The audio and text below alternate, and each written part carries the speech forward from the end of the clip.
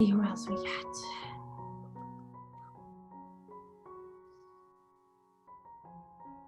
Okay, this is another male entity. This feels like a brother energy.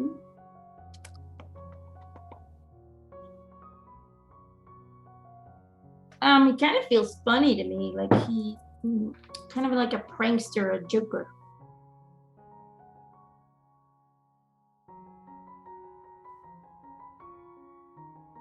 Does the name Larry ring any bells for anyone?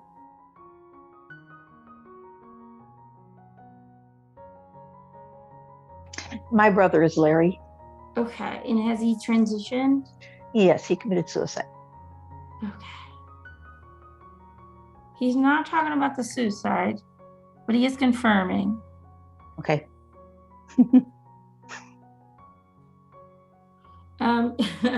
He's actually taking me back to the past, I think. Because he's showing me as a little boy, he was surrounded by all these women. He was always. It's like women everywhere, but and still I didn't get them at all. It's almost like there's so many women around him, yet he didn't quite understand women. No, he's making a joke of that. Yeah, no, that's true. It really is true. He's like strange creatures. He's making fun. I think he's laughing. I can see him giggle. The way that he's presenting himself is he almost looks a bit like Jesus. And I don't know if that's intentional or if it's a joke. But he's got this beard and it's really long. And he's saying, "Don't I look divine now?" He says, "Everybody here wears a beard, so you better start growing one," he says. Sorry, I think he's just being a prankster. He's laughing and laughing. Oh, good. I hope he laughs a lot. He wants, the reason he's stepping forward, he wanted everybody to know that he's doing good. He's doing good. And he's hanging with mom and dad. Oh, good. It looks like they go out into nature a lot, or at least heaven's nature. Does that kind of make sense? He's showing me being by the water. Absolutely. He loves water. There's something about how he glistens, and yeah, there's something healing when he goes to the water. And it's almost like he goes with your dad a lot. Yeah. I don't know if they had a lot of animals when they were alive, but it just feels like they're very connected to nature. And absolutely, very, always has been. All of us are. They hang out.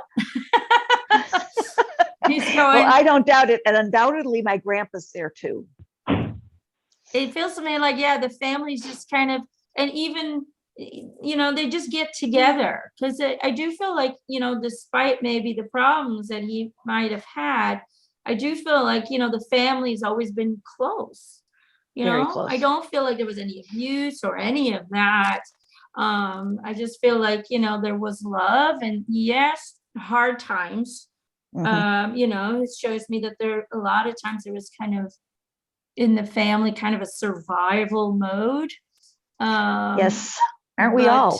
You know, financially, especially. Yep. But it wasn't like you guys were abused or anything like that. So he's not complaining. He's not. We probably could have been. We probably could have been a little more. A little more. Yes, we were loved with compassion and just adoring love from everybody that we were around. That's good. Yeah, it just feels like you guys, you know, you stuck out together. We'll figure it out. You know. But it's almost like he never really found his way. Like he just kind of hang out everywhere. So, I know it sounds weird, but no, it that's doesn't. what it looks to me, like. It doesn't. Yeah, I don't know. To me, it's absolutely weird. Yeah, no, that you've hit the nail right on the head.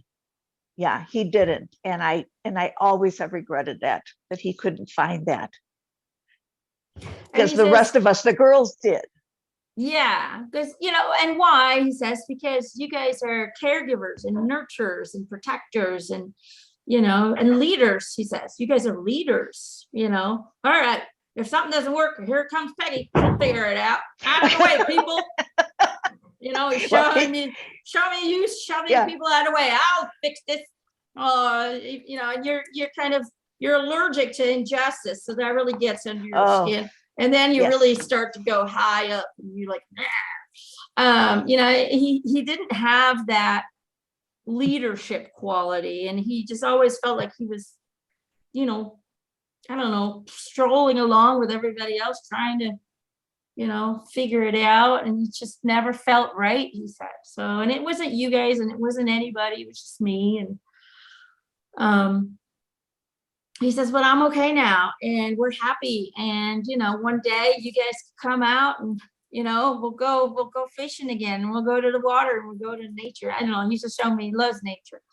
Well, we grew up all summers on a lake in Michigan. That's probably why he goes and that went way back to before I was born.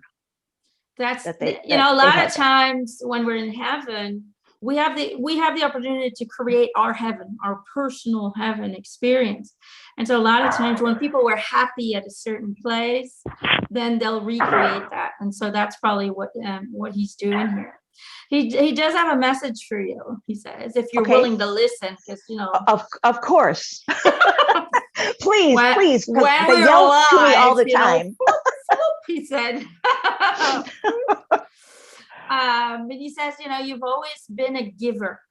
You're giving so much of yourself to other people. You're protective, you're nurturing, you're taking care of everyone. Everybody sees you as kind of a pillar, of stability. But he says, the time has come to spend more time with yourself, to really spend more time on feeding yourself with the same amount of respect and the same amount of love, because this is you, he says. You're an empath. I know that now. Didn't know that back then, but I know that now. He says, you should be very proud. I know so much now. She says, I didn't know shit when I was alive, but I know it now. He says, you're an empath, and the reason people feel better when they talk to you is because you take on all of their stuff. Energetically, you're absorbing it. It's so heavy. You're absorbing it. And the weight is giving you pains in your legs and your hips and your back. And so your body is physically suffering because you're not getting rid of the energies that don't belong to you. Oh, wow. Okay. Oh, boy. And so he says, you're going to be able to do more walking and more running and more fun stuff physically if you start clearing all of that. I mean, it's like carrying a few ton of energy on top of you, and it doesn't even belong to you. It's so heavy. It's so heavy. So you have to start taking off the bags. So that's where what I'm saying is self-love and self-care is necessary. So you need to find a way every day to start unloading that energy, to start clearing your energy. All right. You can do that through using crystals. You can do that through energy healers. You can do that through taking baths with sea salt or with crystals in, right? You can put amethyst in there and rose quartz and all kinds of rocks that can help you to really dissolve and neutralize the years and years and years of negativity that you've gladly and freely taken from other people and added on to your little bump. You should see your... He's showing me Quasimodo. You're like that. And like, oh boy, you sure have my brother there. The whole world on top of you, everybody's like, I don't know, but it's like, he's showing me Quasimodo, I don't know, but it's like a bump. You have this huge hump of negative and loaded energy that's never even belonged to you in the first place, but you're holding on to it for some reason because you're not aware that it's there. All right. I think that he's a very correct. I think that you're right on. Yeah. And I don't, or have not given myself permission to That's do it. that because I wasn't sure whether that was the right thing to do or not. Yes. So physically, if you want to improve physically, emotionally, energetically, because you're tired all the time, All the time. you have to start thinking energy.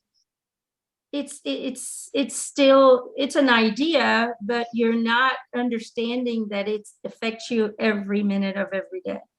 So start studying energy and start studying different ways on how you can clear your energy and cleanse it on a daily basis.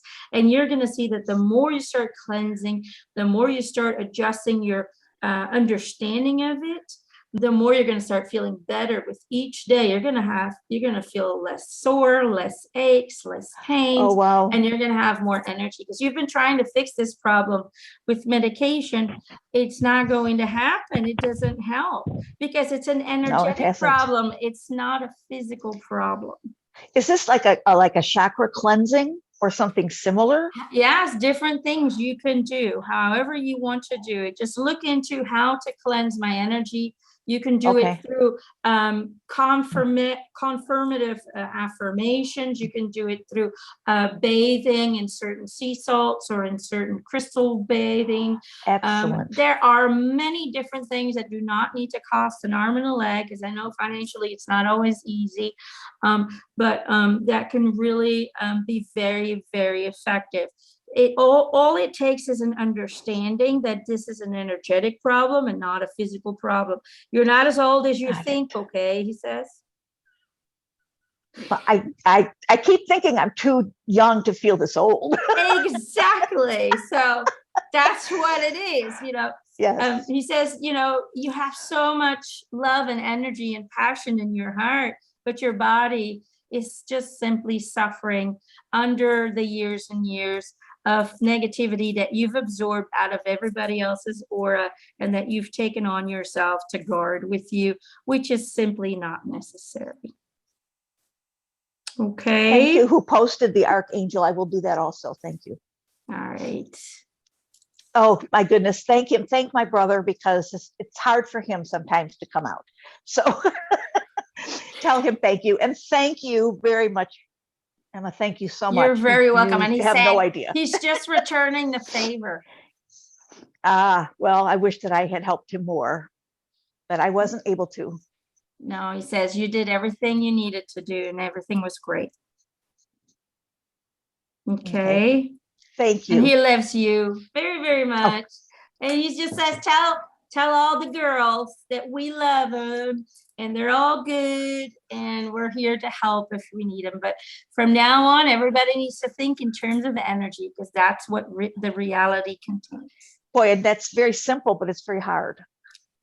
It's going to take a little bit of self-discipline, but you can do it. Thank you so much. You're a stubborn bitch. Oh boy, am I ever. Independent. I am sorry for the language, but that's what he said.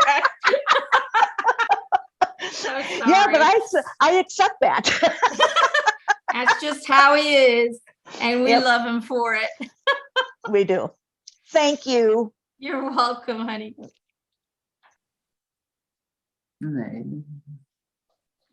Dawn, there's a man stepping forward named Dawn.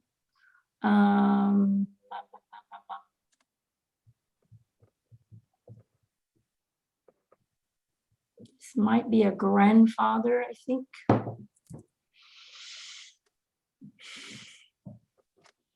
A father of a mother side.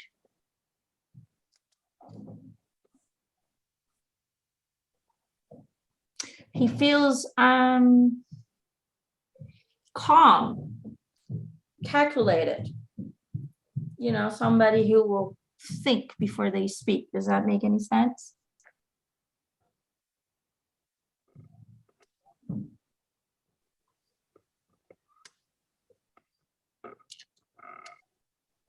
He's talking about somebody creative,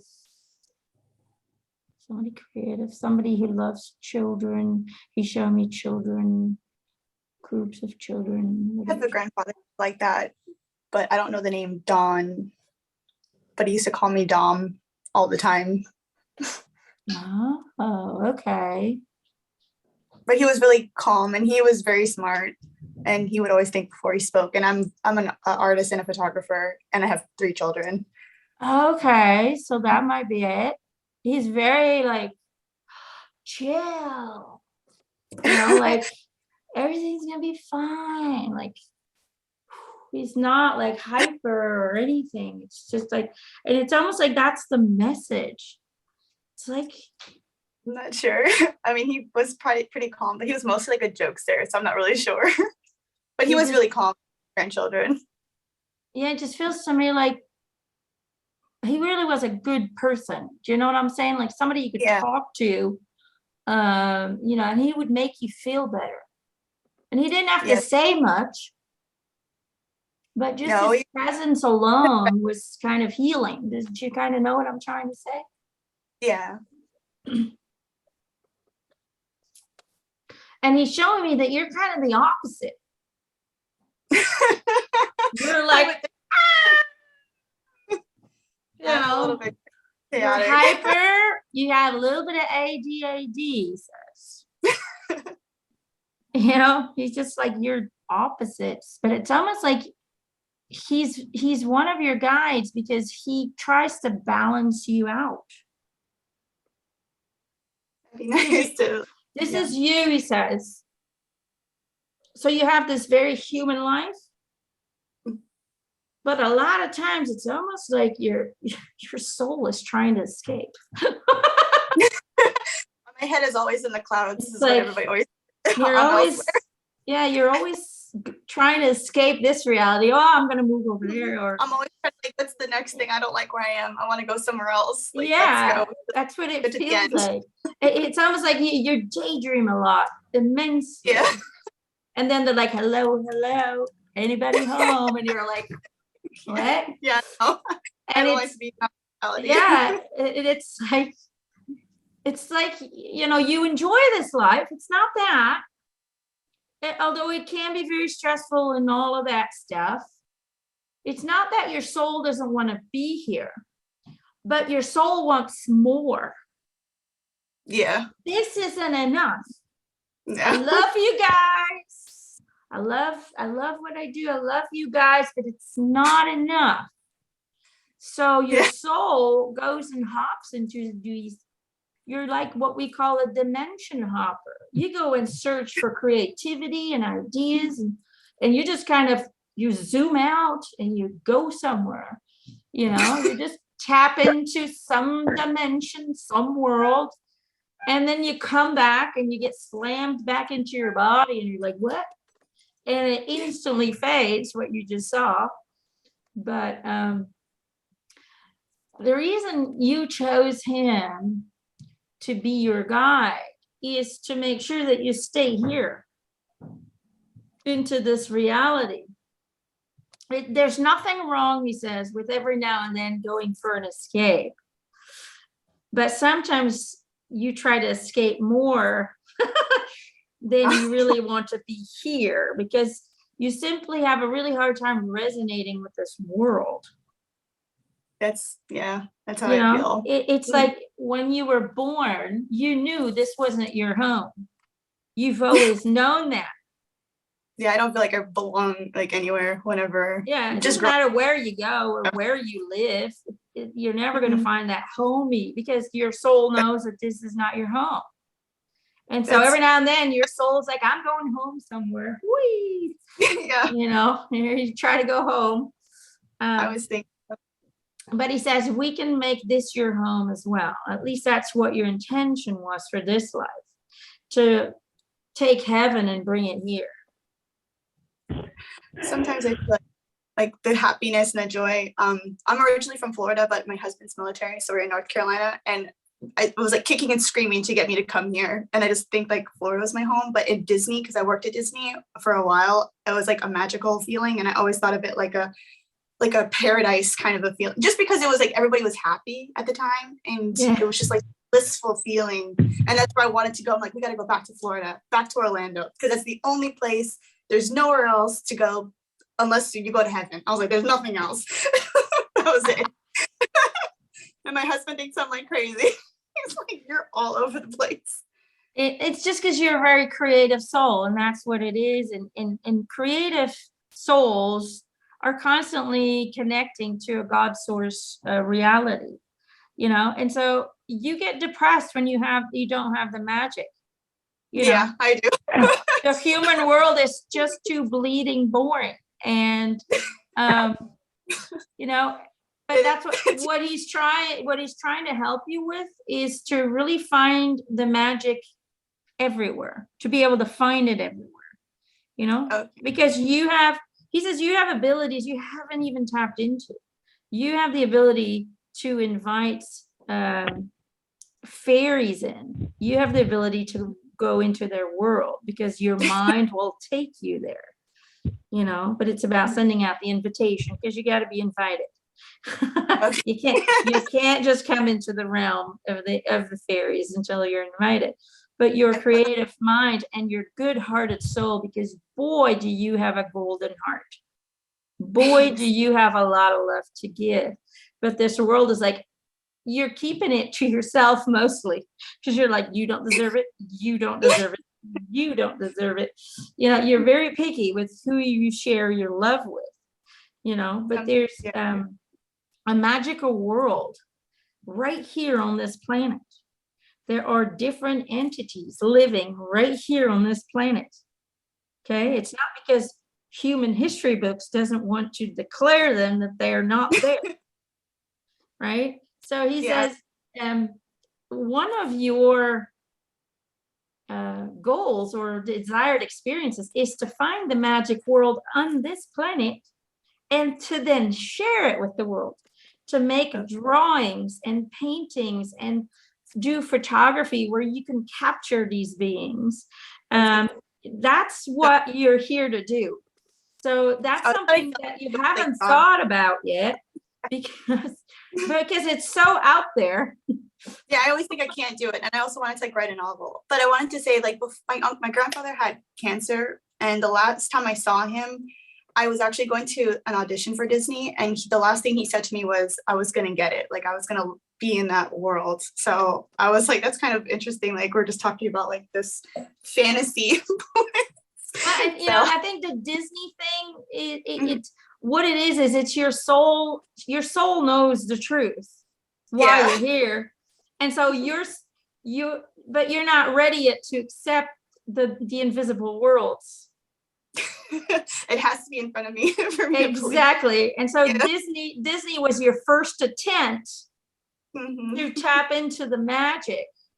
Yeah. Right? And I create it everywhere I go. Because but it's like it's accepted. It's accepted by humanity. Disney is real. Okay. You know, and two, it was something very physical. But he says the time has come to bring to explore the magic that's all around you. And you'll only be able to tap into it, to see it, to connect to it until you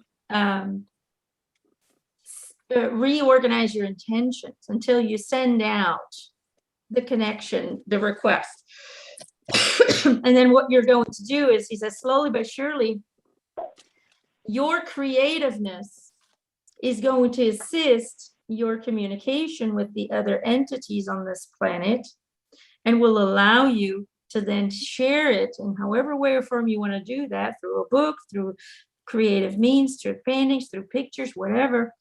You're going to be able to share these worlds, these beings, with the rest of the people who are interested in it. Does that make sense? Yes, thank you.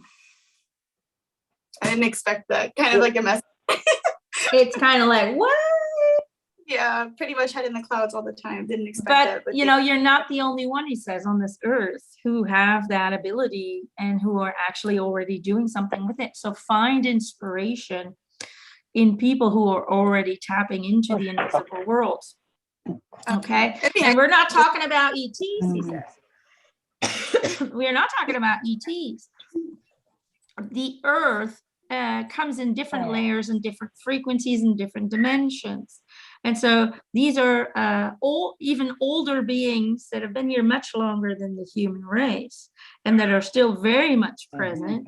But because we are not taught about them, because the awareness is not being installed into it and it's always being denied, we simply cannot pick up on their existence because we can only pick up on the stuff that we believe in, the stuff that we allow ourselves to see. Does that kind of make sense?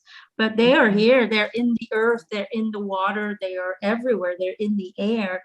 And all you need to do is send out an open invitation that you're ready to receive communication from the magical realms that have been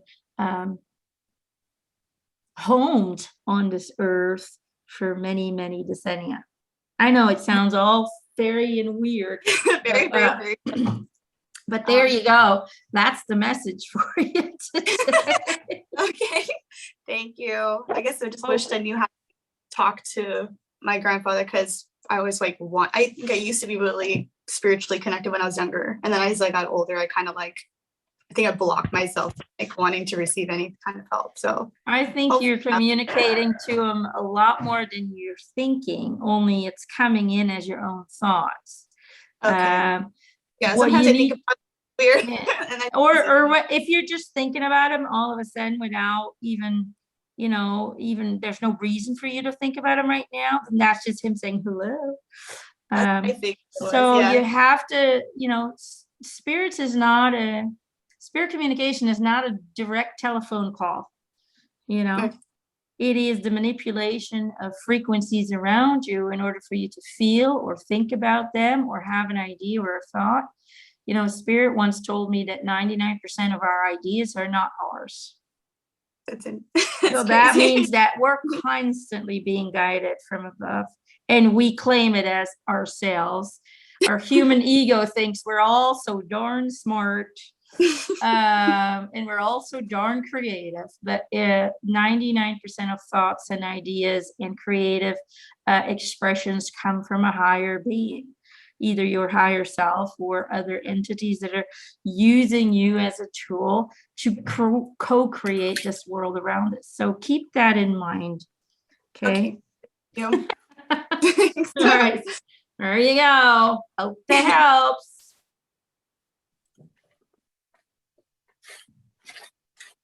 I do have a message from Michaela. I'm trying to determine who this message is from.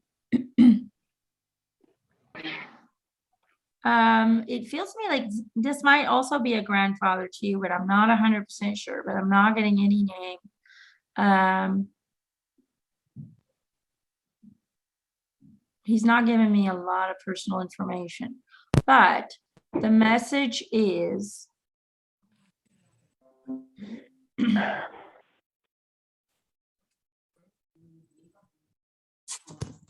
you hear me? yes. Can you hear me? Yeah. I don't think my headphones don't have a microphone or anything. My grandfather was also named Don or Donald, I think. Okay, so maybe this is for you as well then. See how they intermingle their messages, Tracy and Tina. It happens all the time. And it's just because I'm picking up on a frequency of a name and then it connects to another person and it just, energy is weird like that. Like it'll blend. Yeah. He's happy you got his name. He's like, he feels kind of goofy to me. He's a little bit of a little bit of goofball. You love to play. He's kind of a player. Kind of like a little kid in a big body. That's the energy that I'm getting. Does that make sense? Yes. And he says, you're kind of the same way. You're a little kid in a big body.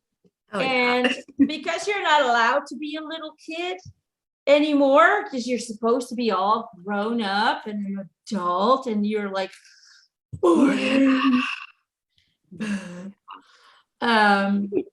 because it's almost like you've told yourself that you can't be that little kid anymore. And now this little kid energy inside of you is weeping.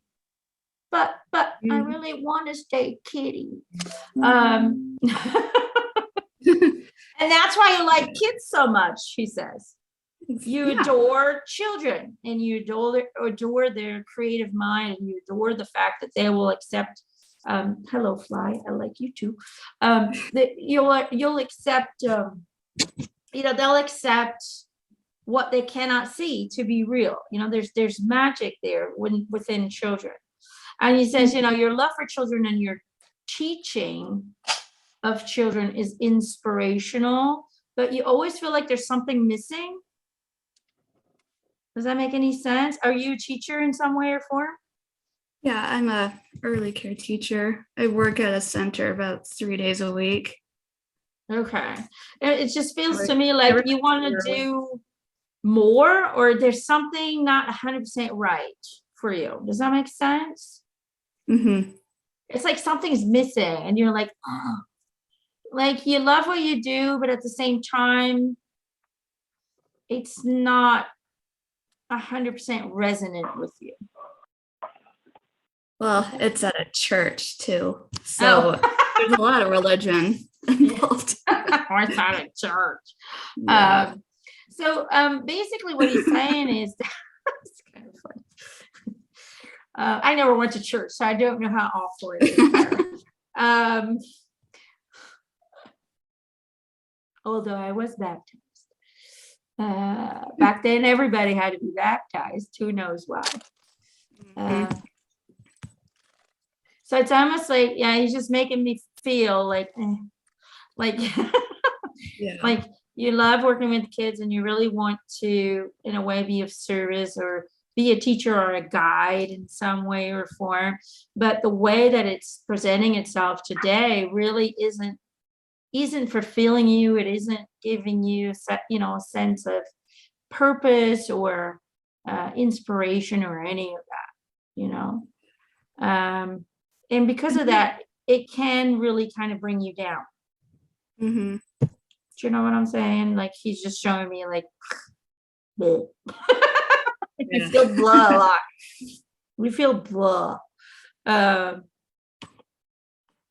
don't know. So this Okay. is what I've been he's at showing me. You're meant to be blah about, hold on. He's very slow when he speaks. So Oh my God, yeah. it's like, it takes forever to get something out of it. You're meant to be blah about the way that things are progressing when it comes to education, when it comes to children, when it comes to guidance, and so on and so forth. Because you're here to reinvent, he calls it Earth School.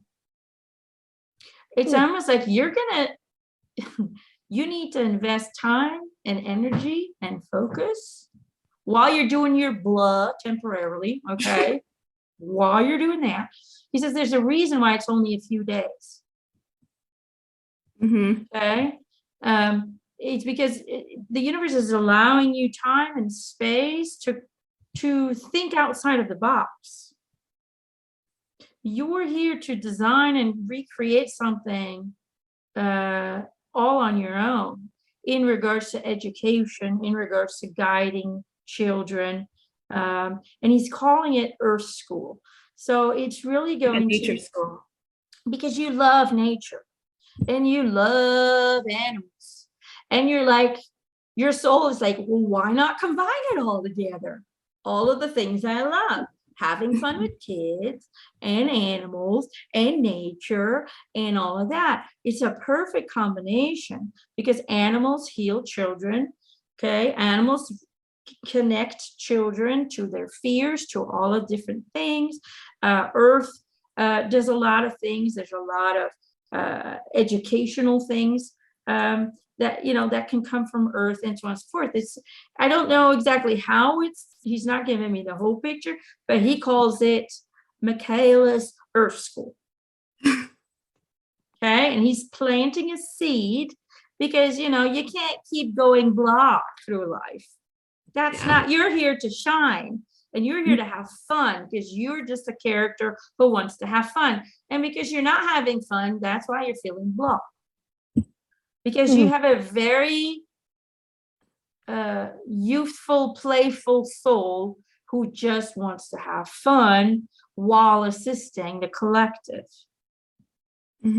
Okay, so he says, spend time and energy in contemplating about this. Okay, in thinking about, you know, how could we reinvent education, you know, and how could we really provide these children, you know, instead of the brainwashing technique, how can we really bring the best out of every kid and reach the, you know, a level of intelligence and self-secureness and self-empowerness through simply readjusting an educational system that no longer works.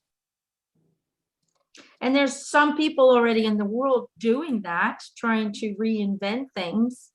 But he says, the way I look into your future, he says, and I wish I could tell you everything, but that would defeat the whole point of why you're here.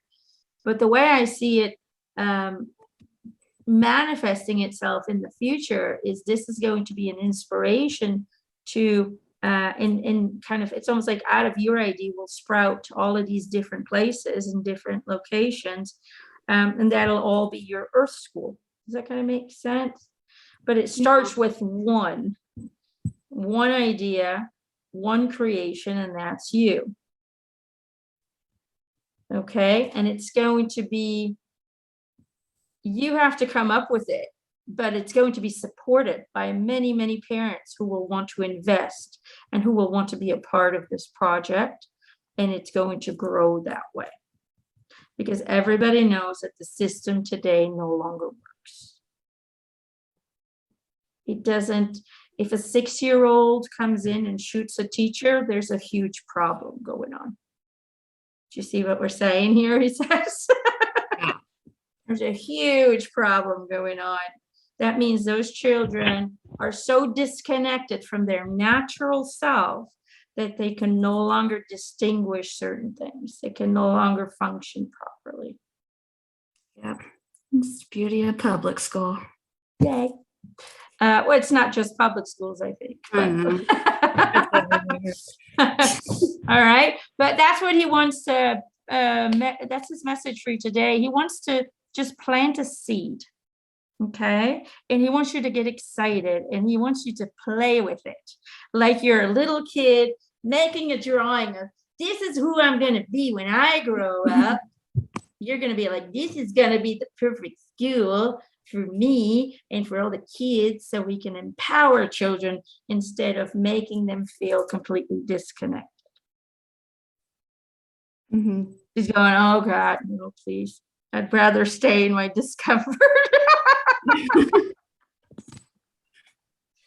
But anyway, that's the message for you today, and I hope that helps a bit. Okay. Thank you. You're welcome.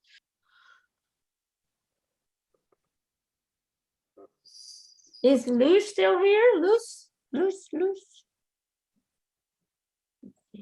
she is. There's Luz. Oh, look, she's all snug in the bug in the rug. There you go. All right, Luz. Eric has a message for you.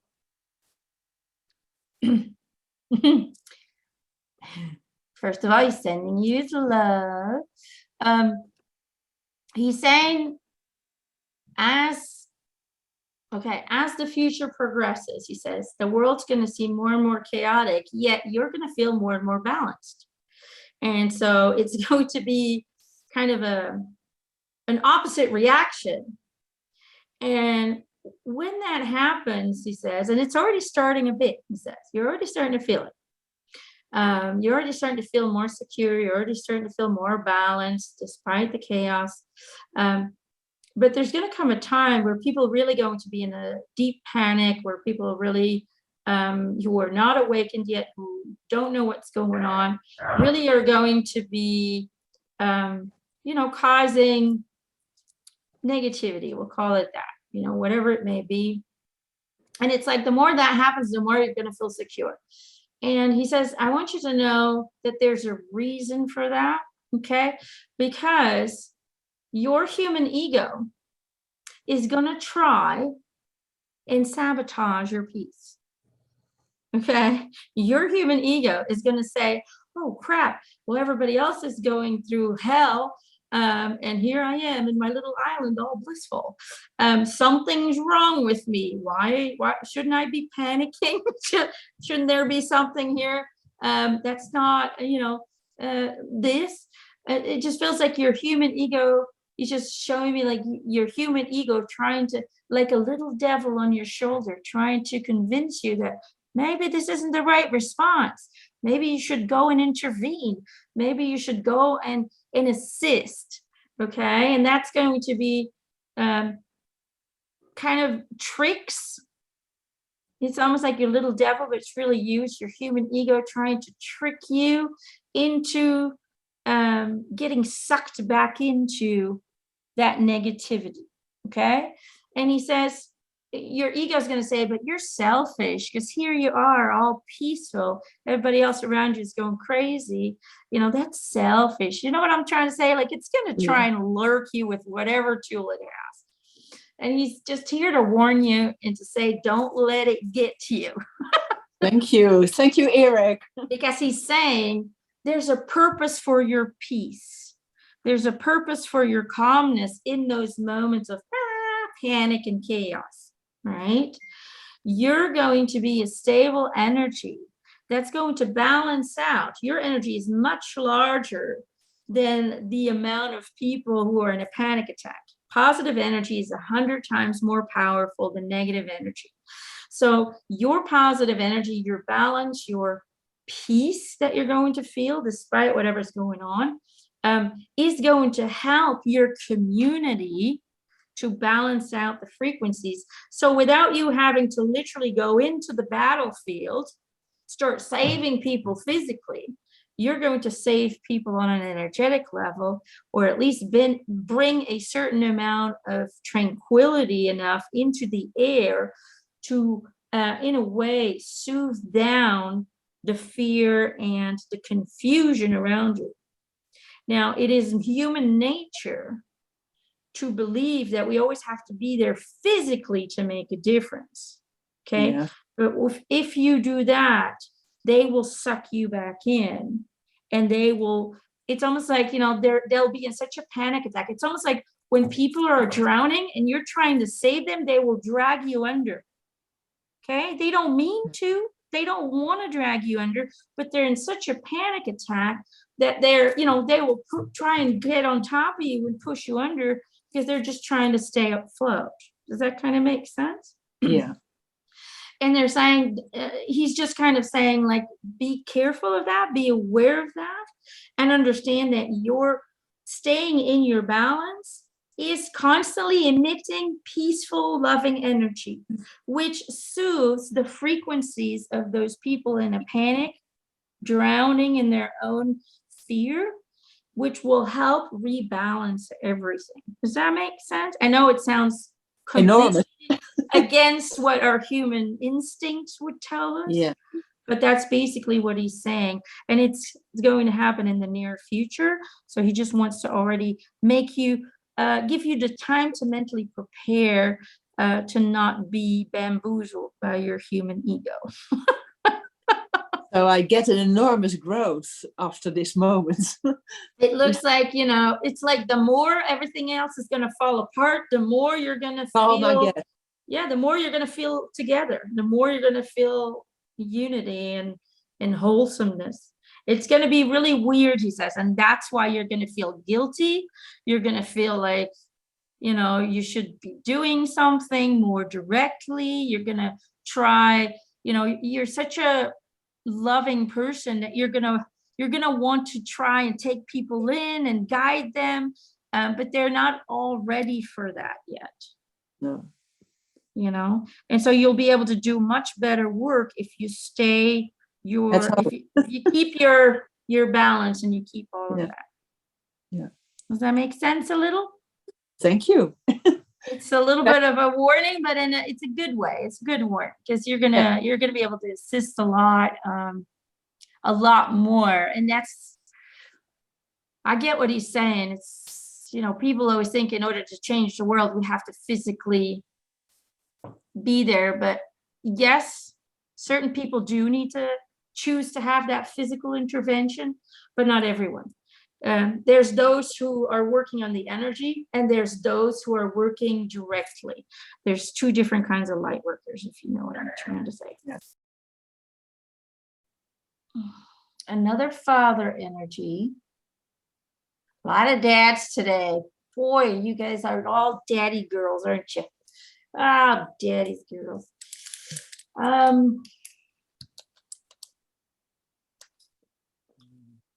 That's a weird name. I don't even know how to pronounce that. I will write it down. Jesus.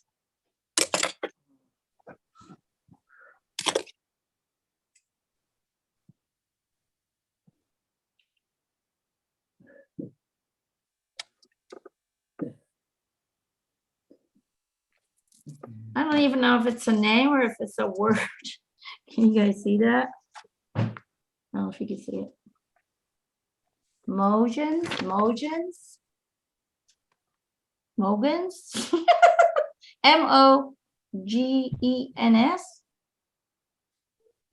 Does that ring any bells for anybody?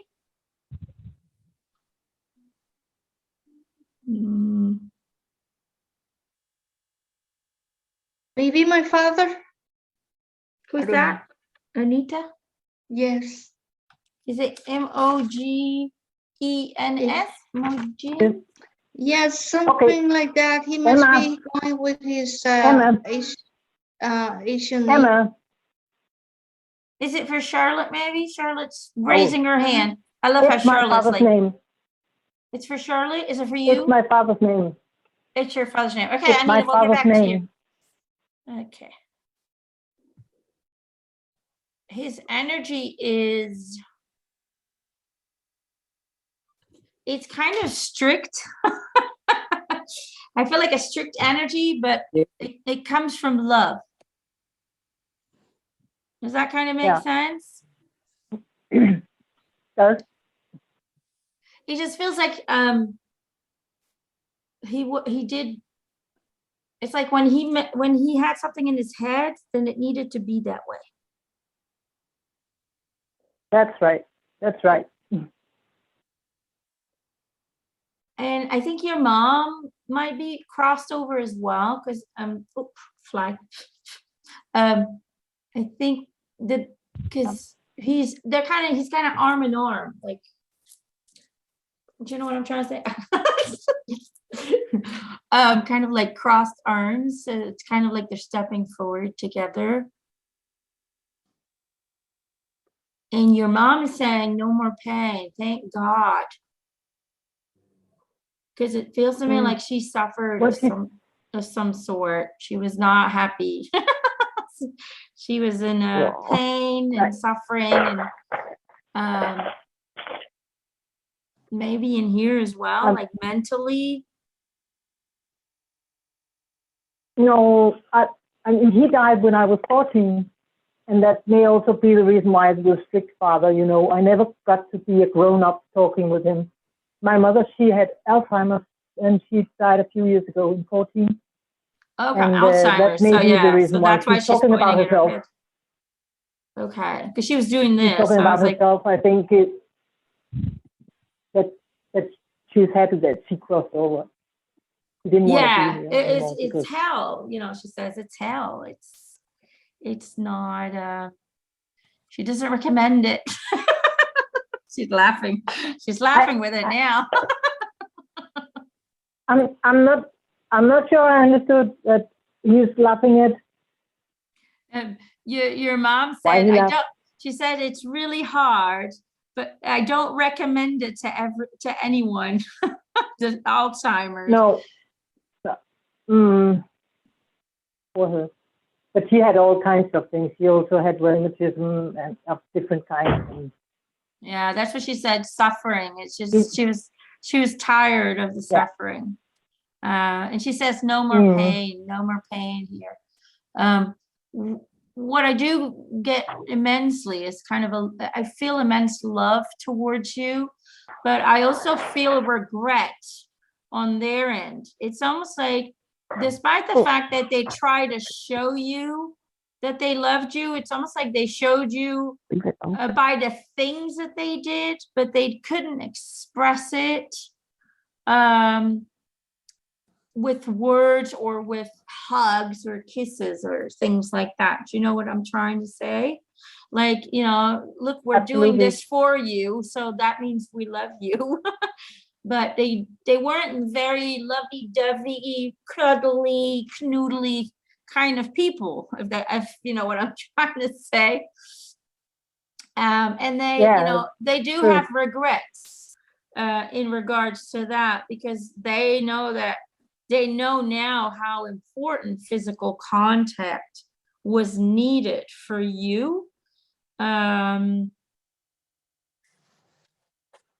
it's almost like you do suffer. It's like you have a hard time getting close to people. Does that make sense? And they're sort of taking kind of responsibility on that because we never taught you how. And so I you had do have. ADHD, and I had a lot of sisters, and they behaved. They behaved. I didn't. I had ADHD, and I was always, That was hard for them. scapegoat. Yeah, they couldn't control you. So, yeah.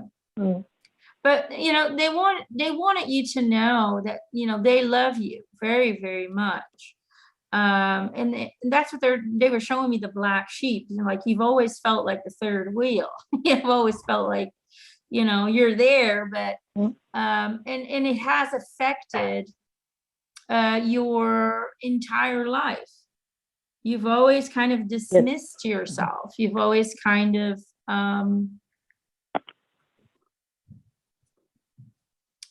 you've always placed, it's almost like you place your needs and wants and your what is important to you always second. And they're kind of saying, the time has come to really to understand that your uniqueness, because you do have a very different look upon this world. You do feel things very differently. And that's why sometimes it's really hard for you to kind of, you never felt like you fit into humanity, like you're this alien. Yeah. Well, it's because I couldn't really share my point of view with anyone in the family for once. And that's what they're saying now. The time has come for you to really share yourself with the world. It's almost like you have to get over a certain fear and, share your story, share your perspective, share your thoughts, whether it's through writing or whether it is through, recording yourself and just expressing your ideas and whatever it is that's you. It's like, it's necessary for you to allow yourself to be seen into the world just as you are, not a made up character or not a character made to love or to accept or whatever, just you, 100% pure you. And it is necessary in order for you to retake your power, kind of reclaim your power, so that your abilities to tap into the universal wisdom logs, because you do have, they're showing me you have the ability to tap into the cake records, but it's like you haven't explored that yet because you've always dismissed yourself. It's like you have knowing. This is what they're showing. You know shit. You just know stuff, and you have no way of proving it, and you have no way of validating it. But boy, do you know it's true. But you've just kept it there. It's time to share, is Yeah, what I've they're had saying. yeah, I've had a near death experience, a tiny one, and a very strange way, because I've actually kind of forgotten it. I know that when I had it, I know theoretically things like I knew everything, and stuff like that. Lots of the things. I won't waste time on that. But I can't feel it. I can't go there. It's a story I'm repeating when I'm telling you about it now. But I had it when I was in my 20s, 22 or so, and I've had a life review because I had a lot of accidents in my head, and I've hurt my head like 15 times and had 10 concussions more than once. And regarding the being myself and telling my truth, it's been difficult to write because I'm dyslexic. And but I also thought that it would take, if I should write about it, I could write 5 books about it, or 3 books at least, and it would maybe cover. And I'm not able to do that, but I have actually thought about asking a ghostwriter if that person could write my story, because I can't really share it with anyone because something happened. I don't know if I can ask you one question. For the last 30 years, the beginning, more or less 30 or a little bit more ago even, I was suspected to have stolen something. I didn't steal it. I stole from my parents when I was a child. And they found out, and they were really strict. So I didn't steal after that. But as a grown-up, I've been suspected many times because it once happened when I was living in Italy. It once happened when I was living in Copenhagen. And those people who have been around in those situations have gotten to know each other because they were connected to friends of mine and so on. And the moment they got together, they have exchanged these information they have been doubting. And then they thought, okay, so now we are absolutely sure. And I had this burden that I sometimes meet people connected to, and they dismiss me. I really don't know what to do about it. But it's a long, complicated story. I cannot say this. You have to accept, because of the circumstances we have here now. I can't tell you any more than that. And but that's the story, and it's heavy, and I've thought a lot about it because we're going into a kind of new world now, and I don't want to carry that. I would like to just say, please, everything is forgiven. Just away with that. But there are people who still look angrily at me when I meet them and so on, and I feel so much like telling them what really happened, and the reason why I could have been suspected and so on. And I'm telling the truth, and I've been telling that I was innocent. And it's just really, when something is really completely crazy, I call it, or we call it in Denmark, would be double duck in Danish, because it's kind of, you can't be so unlucky. But things, really stupid things happened, and it's kind of unbelievable. But things happened, and here I am with this situation that's kind of going on. I think what I'm receiving is a lot of things, that have happened really flow from your insecurities as well. You're constantly validating, I can't do this, and I can't do that, and I can't do this.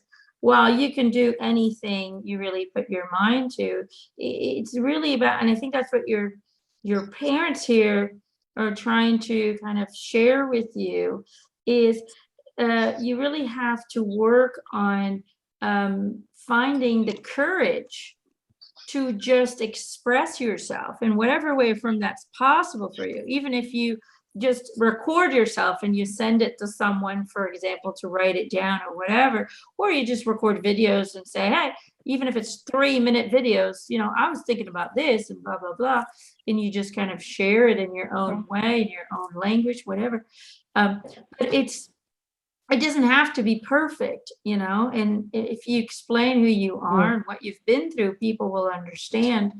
But it's about reclaiming your power, because you've allowed, that's what they're guilty about. You know, they said they were guilty because they've taken away your power instead of encouraging you, your uniqueness and your unique abilities to, you know, be different in this world.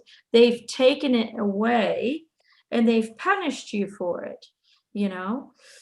And so you're still living in that frequency of, you know, I can't do this and I can't do that. And you're constantly breaking yourself down. And then you don't, you know, the world can't see you because you're hiding under your shell. Does that kind of make sense? And they're saying that you have really so does. much wisdom in you, so much. And they're saying, you know, the most people who have access to these archaic records are people like you, are people who have limitations, right? Through whatever thing that might have happened to them, but it's their limitations that are their strength, because they get to approach reality from a whole different angle. They're not going through the normal, you know, lines. They're not following the road signs. They're going off the road, and they're finding a different way to the same, you know, they're finding a different road that leads to different information. If we're all taking the same highway, we're all getting the same information in the end, right? Because we all have the same end destination. You've chosen a lifetime where you decided, I'm not going to follow the road of everyone else. I'm going to go off road, and I'm going to go in the forest, and I'm going to go there. And so you're taking different routes to find truth and to find universal wisdom. But because you're taking a different route, you're actually able to see what other people can't see and to feel what other people can't feel. And the only problem is that all of that wisdom that resides inside of you, you're now in the forest and you're thinking, okay, well, how can I take this information and bring it back to the end destination where everybody else was going towards? So it takes a little bit longer for you to get to the same end destination with your new information that you gathered while going through the forest, right? But you'll get there if you have the courage and the strength to find that end destination and to then speak from your heart. Does that kind of make sense? I don't know if I'm making any sense. It does. But that's kind of what they're showing me. I don't know how, but of course you can use. I mean, I could go on YouTube, but Yes, but you can the make problem little is also videos. connecting with people and. But it's like, you know, even, you know, this is the thing, even if, you know, you only get 2 viewers or 3 viewers, you know, eventually that's going to grow, you know. I mean, when I first started, you know, it took me forever to get any views on there, you know what I'm saying?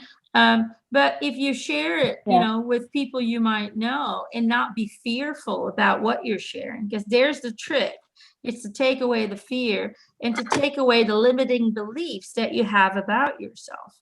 When you can do that, you can truly reach people and change people's lives, because that's what you're here to do. You're here to offer a different perspective and to share information that not everybody has access to. Okay. Okay. Wow, just let that sink in.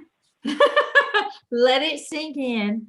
But that's what your parents really just wanted to let you know, and that they love you very much, and that they are regretful for the way that they've weren't able to allow your uniqueness to flourish. Okay. So just keep that in your heart. Keep that in your heart. Thank you so much. You're welcome. You're welcome, Charlotte. Katrina. Katrina, I have a message for you. I'm here. Okay.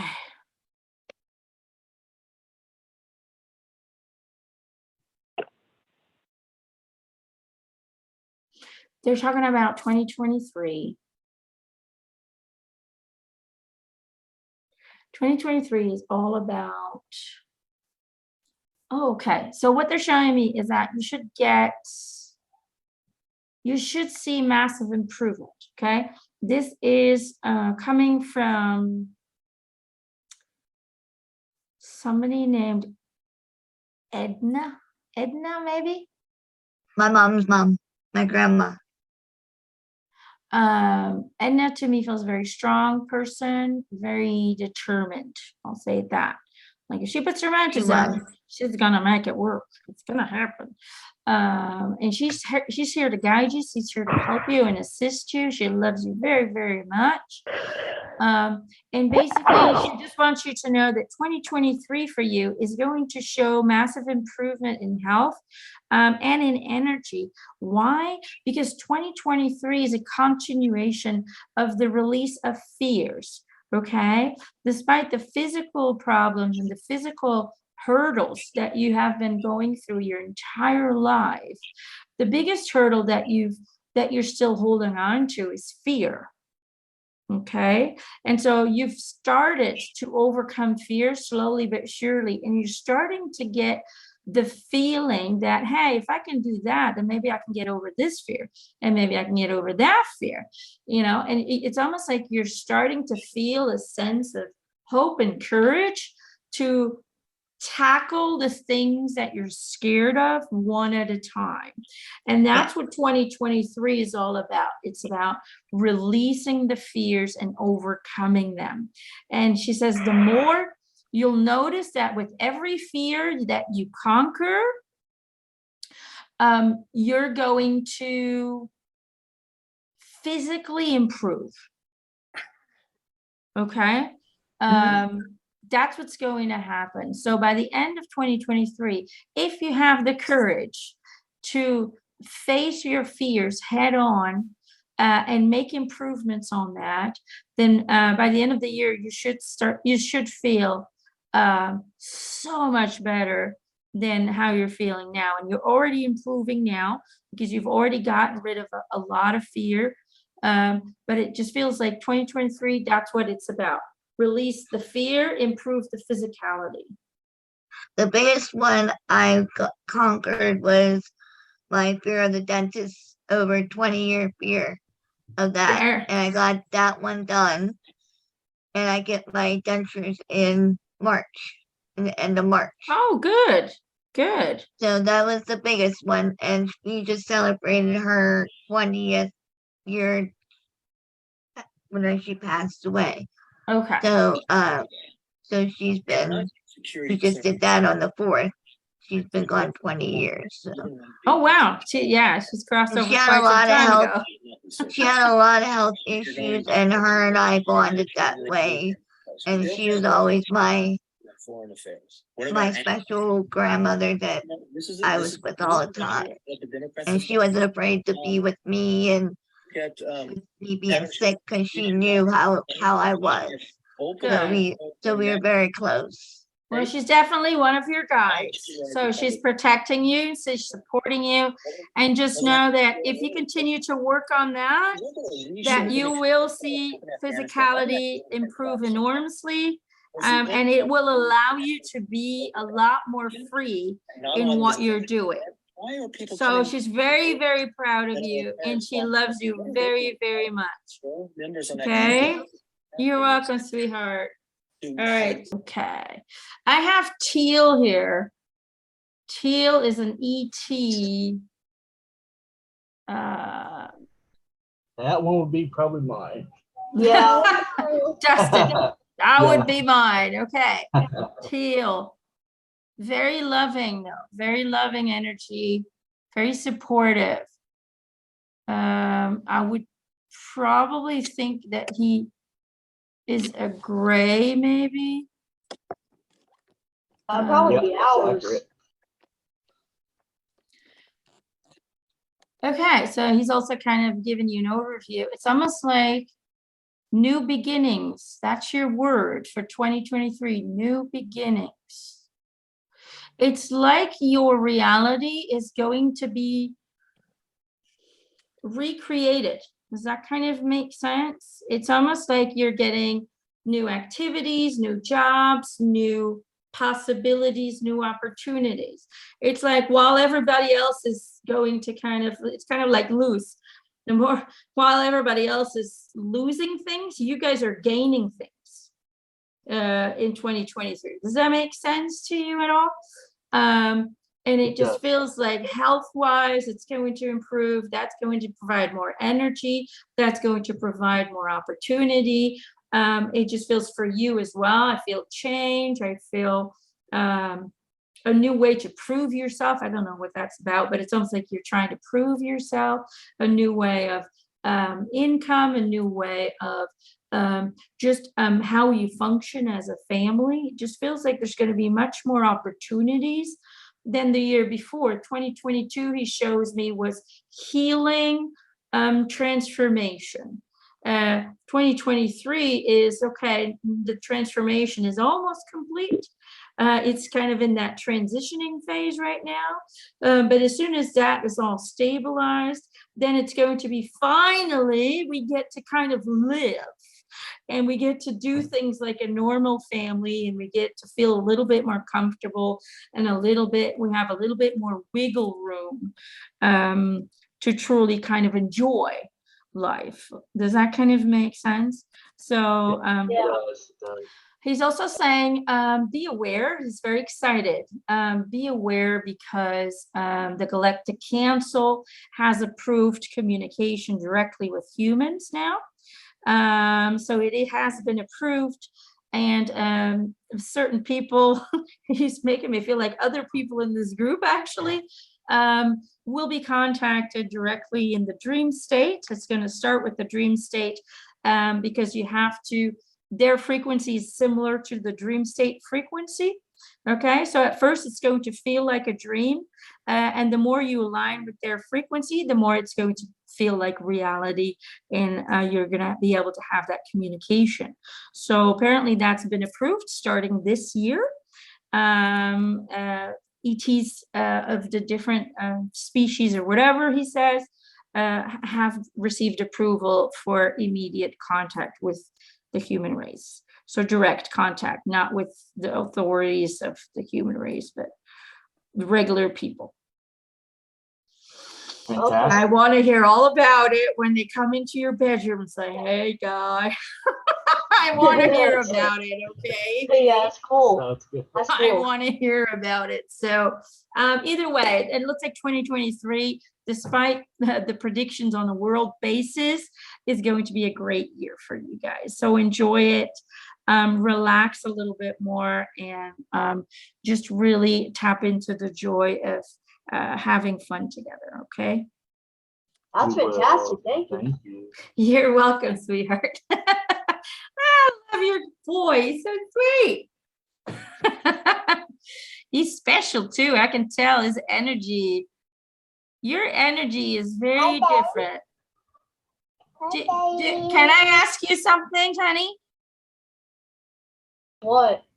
Yeah.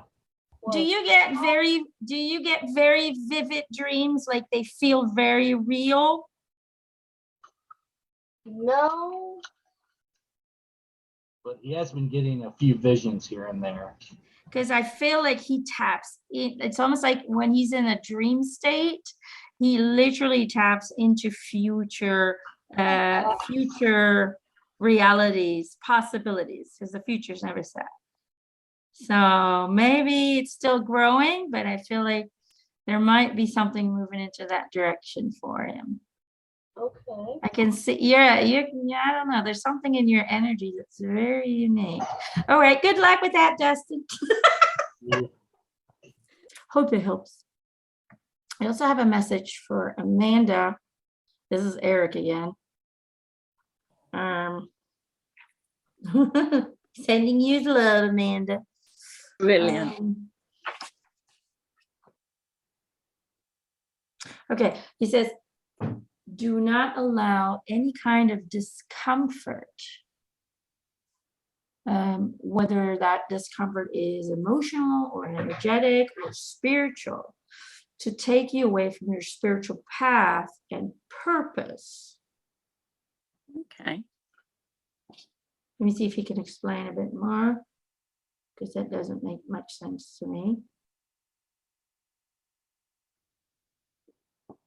He says, embracing one's sacrifices is sometimes necessary in order to complete your chosen path and fulfill your destiny.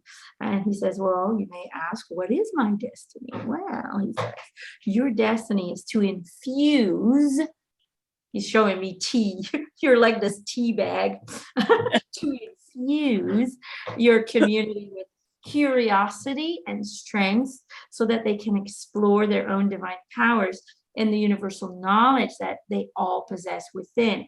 So to kind of put it in Emma terms, it looks like what he's saying is that sometimes things become uncomfortable and we want to be comfortable. So, we'll move away from something, although we know that that's what we're meant to do. We'll move away from it just to kind of avoid the discomfort.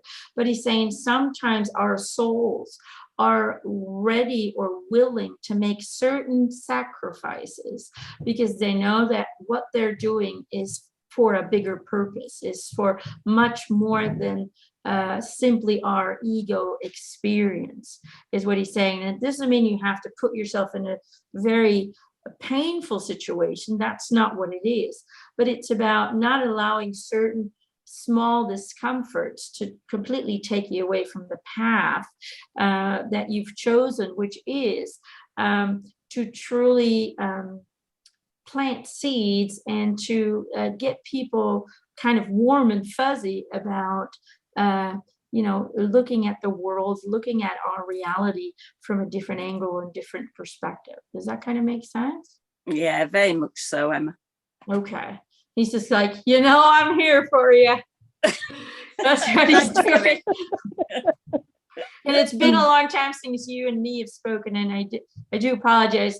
It's been years, I think, but That's life, okay. Life gets busy, okay? But know that I love you. Love you too. All right.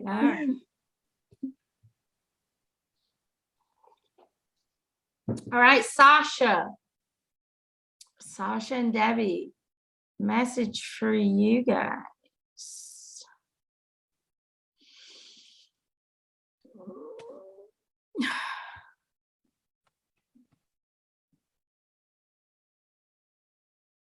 This is okay, so this is a message for you, but it's more for TJ. Okay, so it's almost like they're using you guys as a conduit for the message. Is that okay?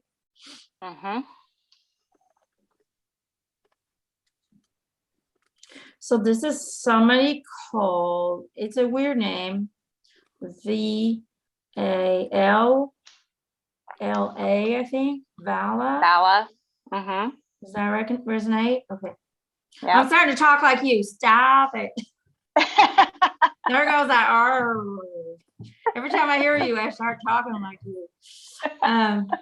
Okay, so what they're showing me is that it's like TJ is more and more in a state of distress.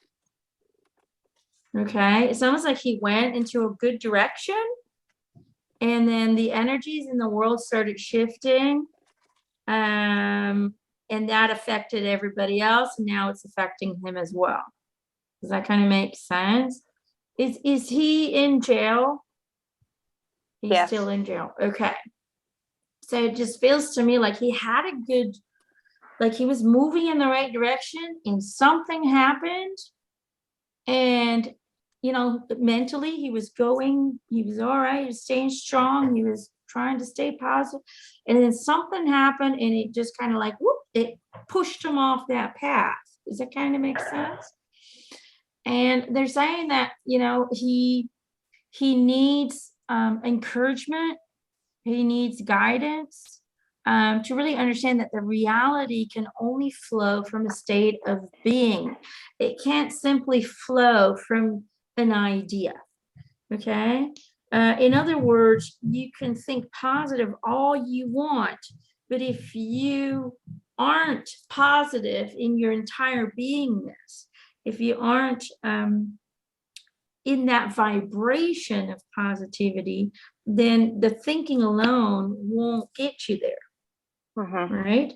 And so it's almost like maybe you can assist them with some books or some words or something to really make it clear to him that in order for him to really move back onto that positivity, he needs to, in a way, let go of all the opposite energies of that. The anger, the blame, the shame, he's holding on to the frequencies that contradict what he wants. So it's like he's in a state of contradiction on an energetic level. And when you do that, you get stuck.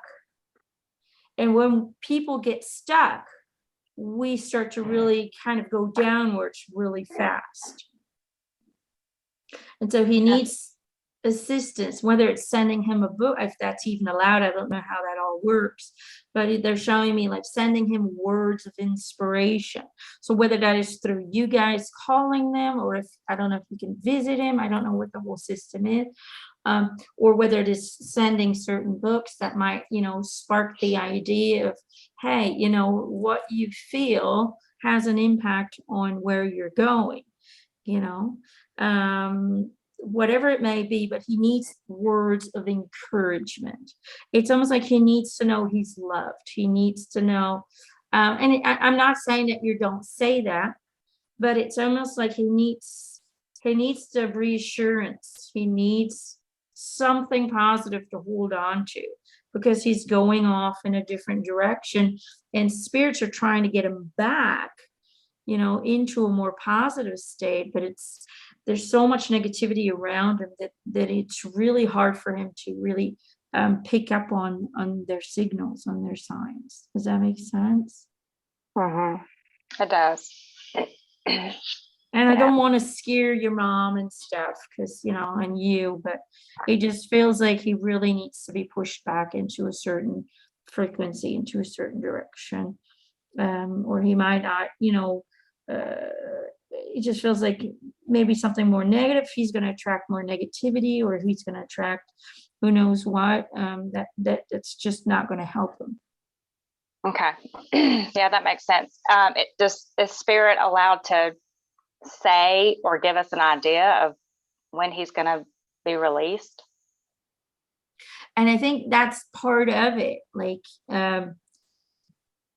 maybe that's what the negativity is. If he doesn't go back into the positive, it might be postponed. While if he stays in the positive, he might be released very quickly. Do you see what I'm trying to say? I think that's what, it's almost like it's urgent. I feel an urgency. Okay. And it's all in here. He has to feel his liberation. He has to feel that he's going out into freedom. He has to feel it. Because the fear is really, it just feels very fearful, and it feels very doubtful.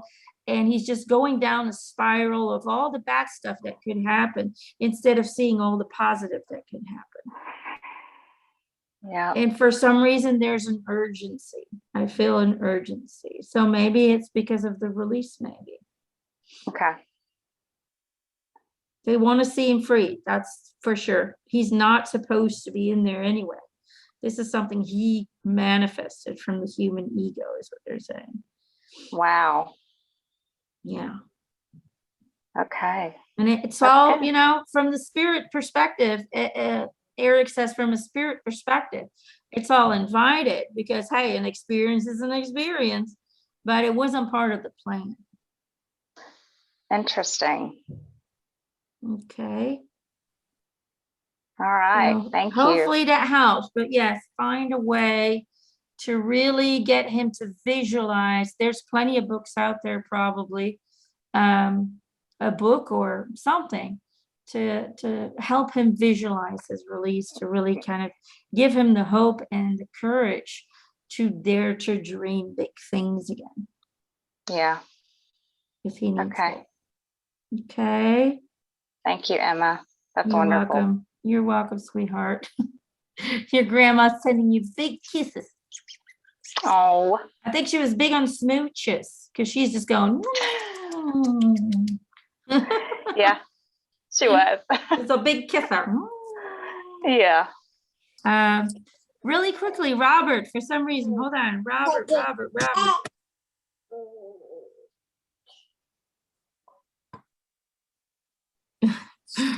Robert, for some reason, they're telling me you feel like an alien stuck in human prison. And they're saying because you kind of are. You're actually here to observe humanity. And you don't really like what you see, but it's almost like when you're going through your human life, nothing's ever really resonated with you. You know, you always feel like this foreign object. But at the same time, there's so much information inside of you, so much wisdom, so much knowledge. And it just feels to me like the environment that you're in doesn't support that, right? And so they just want you to know that, yes, you are a little bit different. And this might sound completely cuckoo, but what they're showing me is that you're actually a clone. Okay, and this is going to be hard to accept, I think. But he's going, whatever. I accept whatever. But it's almost like you are an ET, part of the Galactic Federation Society. And you literally chose, it's kind of like an assignment, like a secret. I know this sounds so weird. Oh my God. But that's what they're showing me. Like you're this secret agent, like this 007 undercover. And you were here to kind of blend in and have the human life. But what you do is during your dream state, you provide information. It's like they come in at night and you might have experienced weird things at night, maybe in your dream state. And it's like they tap in. It's like they suck out your experiences, like they tap into it. And then it's almost like they learn from you. They learn from your observations because you are a very keen, observant person, right? Like you have a tendency to really study things and to really want to get to the bottom of things. And so all of that information you store in your brain like a human brain does. And then they come in at night and they kind of tap into that. They observe the things you've observed. They tap into the emotional status and so on and so forth. And then, you know, that's the service that you're providing. They get kind of, you're that kind of this ET spy that's not here to do any harm, but you're here to help the human race. You're here to provide information in order for them to be kind of more clearly on, you know, how people are experiencing it, because it's every single individual that's creating our reality, that's creating our future, right? It's not just the ones in charge, okay? They have eyes on those guys. But they want to see what goes on in between the regular people, because those people are more powerful. We're with much more than they are. So we are the ones creating our reality, not those running the show, but they run us. So therefore we do what they want us to do, right? So by observing or kind of integrate, oh, this sounds so sci-fi. We can make a movie off this. By integrating into the human race through using clones. You're not the only one, okay? You're not the only one. There are other people out there doing this, and kind of erasing most of what you know of your program, and really kind of allowing you to be that human sort of, although you always know instinctively that's not who you are. You give them a better insight on how the everyday man is experiencing this reality and creating this reality. Does that kind of make sense? Am I talking gibberish here? And so Absolutely, dear.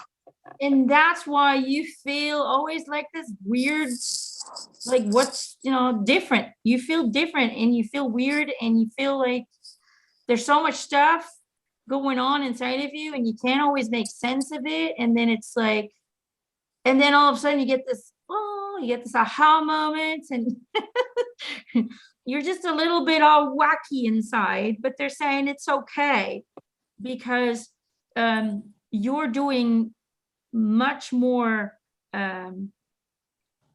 It's like you're just very important, you and many others that have integrated, but your job is to simply be the observer and to integrate into understanding the human psyche, into understanding the human heart, and then figuring out kind of, okay, how can we change mankind?